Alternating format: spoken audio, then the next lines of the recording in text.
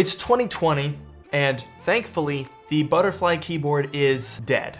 It was introduced 5 years ago, everyone immediately hated it, and it took them 5 years to finally kill it. But before they did, it took over the entire MacBook line, and we are still stuck with 5 years worth of crappy keyboards, or so it might seem. Today what we're gonna do is evaluate, are butterfly keyboards that bad? And if they're not, which MacBooks are safe to buy?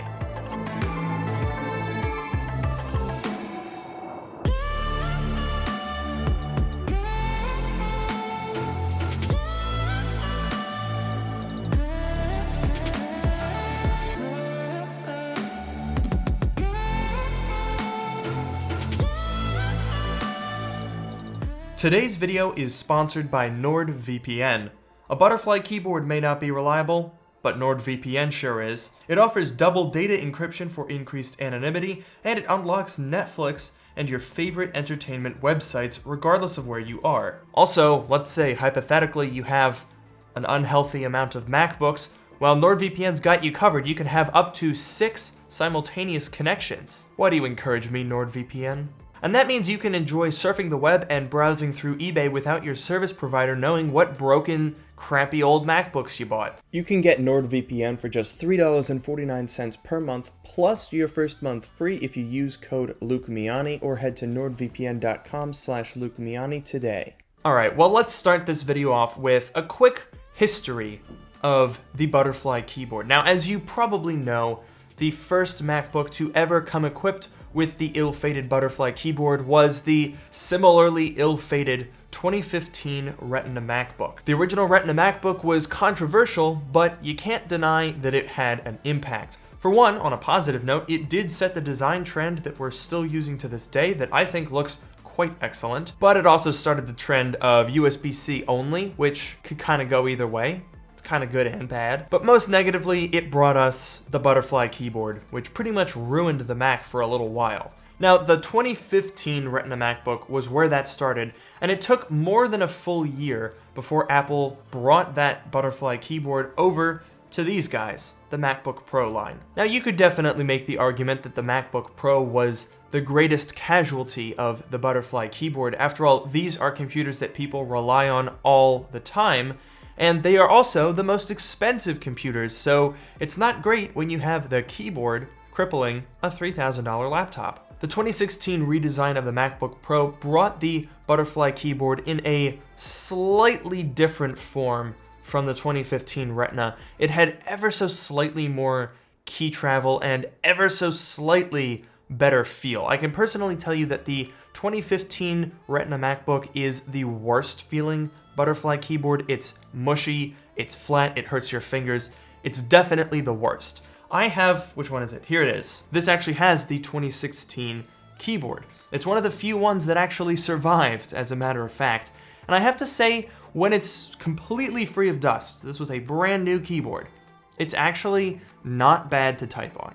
I know a lot of people don't like the 2016 versions or the 2017s, they're very similar, but I actually don't mind it. It took a couple of months before people started to notice that the keyboards were not so good. By mid-2017, it wasn't really clear that there was a widespread issue, so Apple kept on trucking with the 2017 version of the butterfly keyboard. This wasn't really a whole lot different. It had a different Alt key, and I should note that the 12-inch MacBook was updated in 2016 and then in 2017 as well. So the 2017, which was the newest version of the Retina MacBook, has the least worst keyboard, I suppose. It's not good, but it's not as bad as the original one. It wasn't until the beginning of 2018 that we really realized that the butterfly keyboard was deeply, deeply flawed. We'd all known that it had its issues and its quirks and it wasn't that great to type on, but by early 2018, people started to take note and complain about it. In fact, January 2018 was when I got my first of many butterfly keyboard replacements.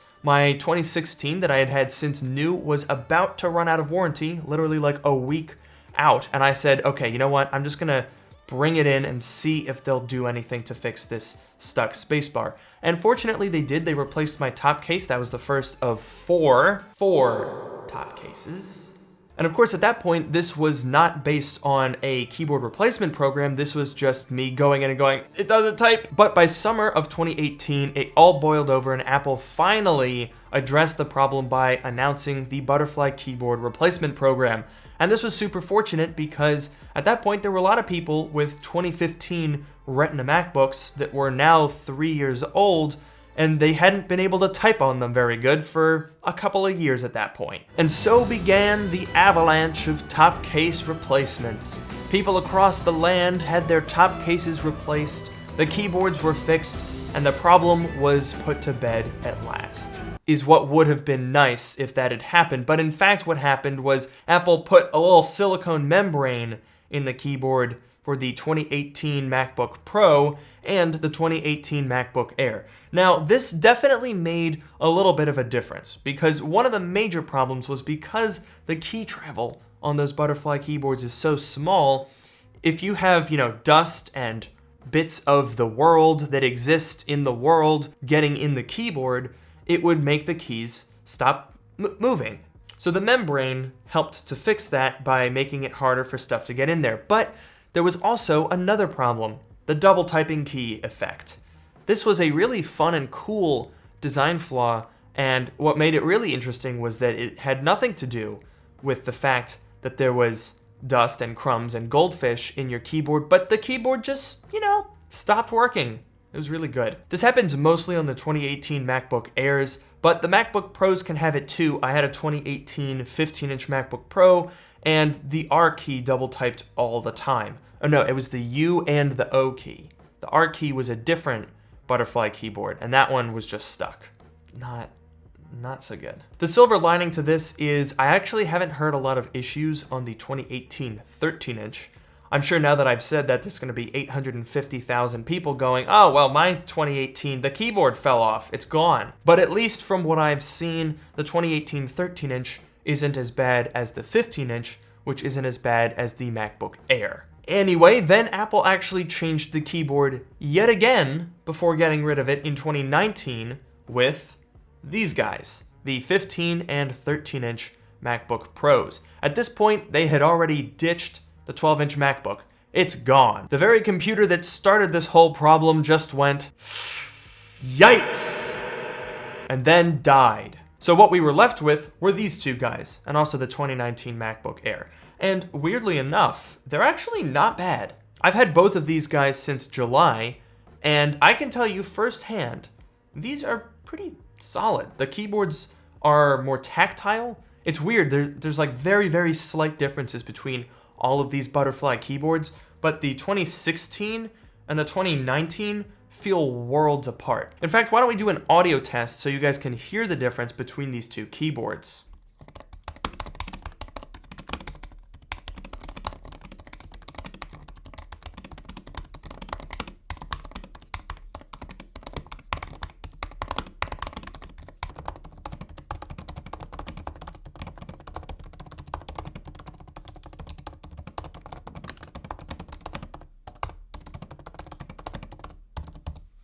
So pretty much right before the funeral procession for the Butterfly keyboard, Apple kind of fixed it a little bit. So that kind of gives you an idea of what happened with the Butterfly keyboard.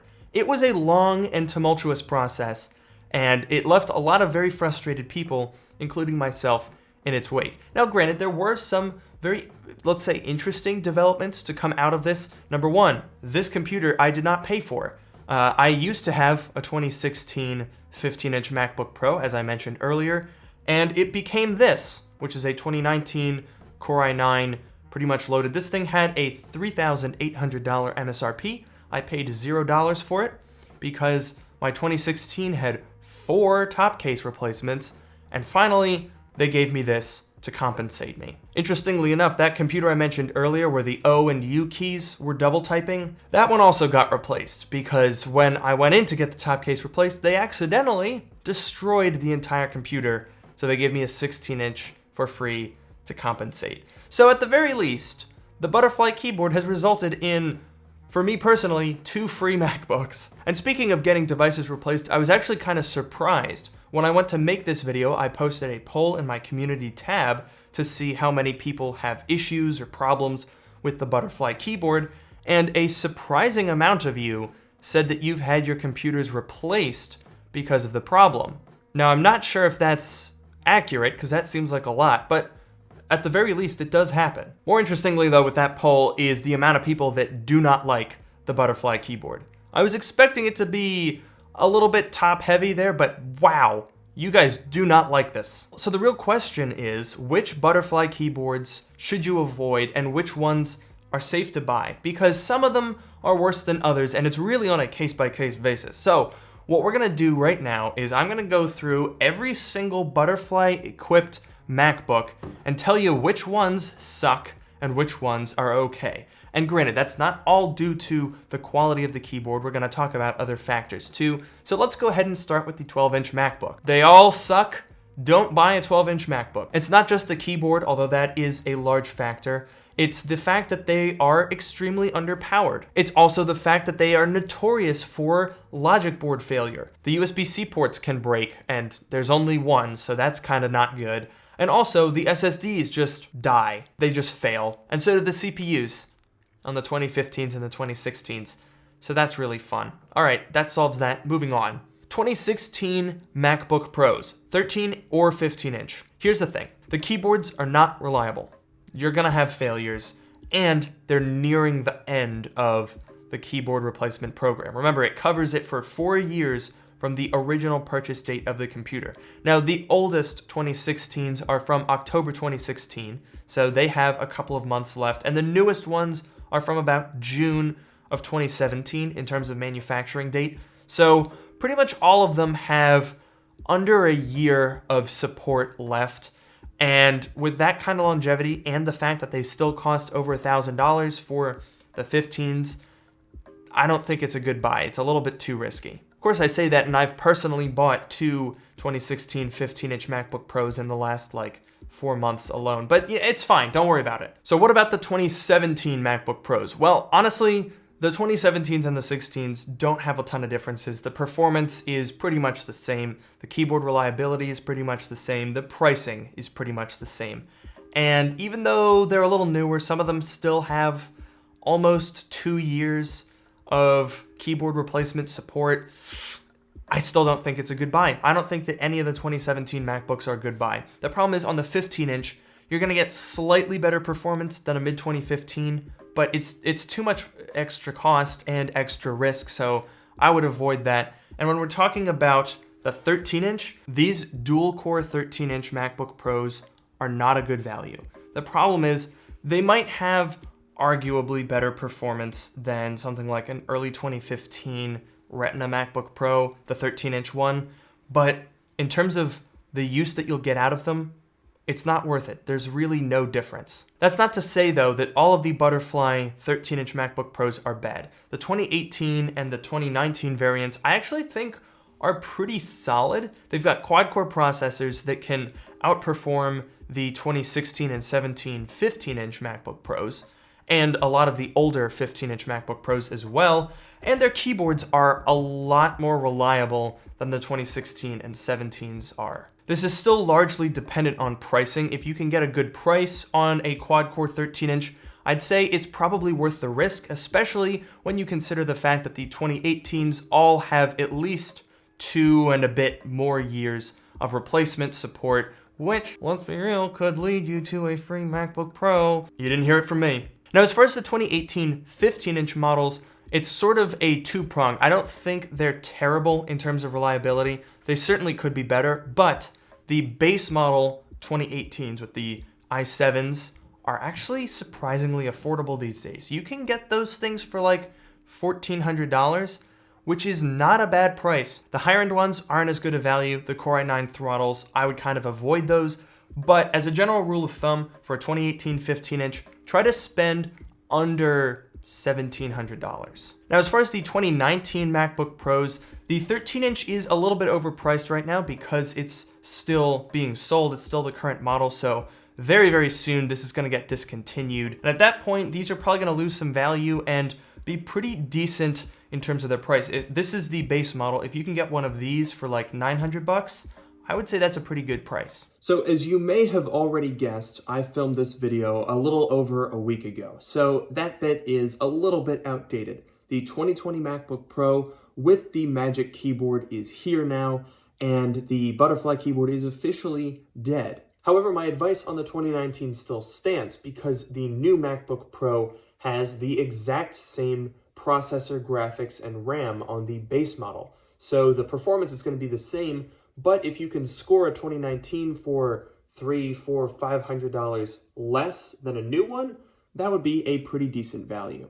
And of course, the 2019 15-inch models. This is honestly an interesting prospect. You might be able to get a well-equipped one of these for significantly less than a 16-inch MacBook Pro. But the problem is, once we are getting into the higher-end 2018s and higher-end 2019s, once you start getting up on that $2,000 price tag, I would say don't bother, just save up a little bit more or treat yourself a little bit more and go for a 16 because they're a lot better. Now, as far as the MacBook Air, honestly, it's pretty simple. Don't buy a butterfly MacBook Air. They're just not worth it. They're too expensive. They're still like $800, whereas it's very easy to find the 2020 MacBook Air, which is a fantastic laptop. You can find those discounted below $1,000 pretty frequently, and they're just gonna be better. Woo!